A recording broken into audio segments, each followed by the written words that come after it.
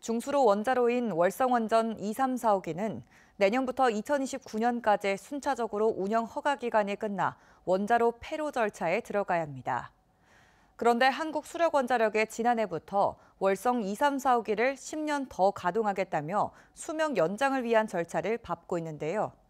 환경단체는 노후원전의 안전성을 믿을 수 없다며 수명 연장에 반대하고 있는데 찬반 논란이 예상됩니다. 김영일 기자가 보도합니다. 한수원은 지난 1997년부터 순차적으로 월성원전 2, 3, 4호기를 건설해 운영해 왔습니다. 각 원자로별로 운영 허가를 받은 기간은 30년으로 2026년 11월부터 순차적으로 발전을 중단한 뒤 폐로 절차에 들어가야 합니다. 그런데 한수원이 지난해부터 월성 2, 3, 4호기의 수명을 연장하겠다며 관련 절차를 밟고 있습니다. 한수원은 2, 3, 4호기의 원자로 등 핵심 설비를 교체하고 안전 기준을 충족해 10년 더 계속 운영할 수 있다며 신규 원전 건설에 비해 훨씬 경제적이라고 밝혔습니다. 원전의 신규 부지 확보가 어려운 상황에서 기존 발전소를 좀 더 안전성을 강화시켜서 전력을 공급을 하는 것은 효율성 측면에서나 국토 유형 측면에서도 국가적으로 훨씬 큰 경제적 이득이라고 생각을 하고 있습니다. 또 월성 2, 3, 4호기 수명 연장은 유럽과 미국의 강화된 안전 기준을 적용하고 방사선 환경 영향 평가에 대해 주민과 지자체의 의견을 반영한 뒤 원자력 안전위원회의 엄격한 심사 절차도 거친다고 밝혔습니다. 좀 더 강화된 기준으로 국내에서는 계속운전 안정성 평가를 시행을 하게 됩니다.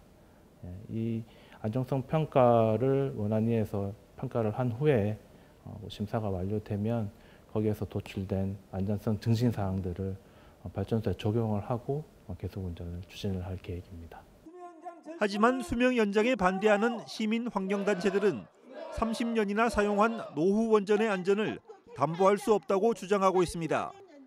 2023년 6월 월성 4호기에서 냉각수 2.45톤이 누설됐고 지난해 12월 월성 2호기에서 액체 방사성 폐기물 29톤이 바다로 유출되는 유례없는 사고까지 발생했습니다. 기본적으로 노후원전의 수명 연장은 되게 위험하다. 후쿠시마 핵사고 같은 경우에도 후쿠시마 1호기가 수명을 연장한 원전이었습니다. 그러면 원전만 교체한다고 해서 안전성이 보장이 되는가?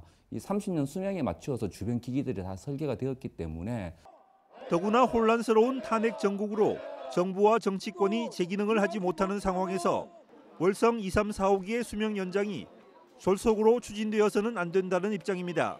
윤석열 정부 들어서면서 무리한 핵진원 정책의 결과로서 지금 졸속으로 수명 연장이 추진되고 있거든요. 그래서 이제 윤석열 대통령 탄핵과 함께 잘못된 에너지 정책도 중단되어야 하고 무리한 수명 연장도 일단은 중단되어야 한다. 한편 한수원은 월성 2, 3, 4호기 계속 운전을 위한 방사선 환경영향평가서 주민 공람을 이달 말까지 실시한 뒤 주민 공청회를 개최하는 등 관련 절차를 계속 진행한다고 밝혔습니다. MBC 뉴스 김혁일입니다.